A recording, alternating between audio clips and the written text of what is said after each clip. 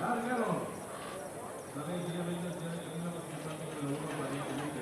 Ahora la América puede intentar con el rojo, pero es muy bien. Se ha quedado en el centro de los cuatro, por más de que lo esté enseñando el número 5. Paco Smith, el número 30 de casa, y George Jockey. En la línea de ubicación del centro 8, dominando la zona de 9. Concluye la marcha ahora sí, en el reto. En la clase de indicaciones de los 100 científicos, el número 1, Valente Duque.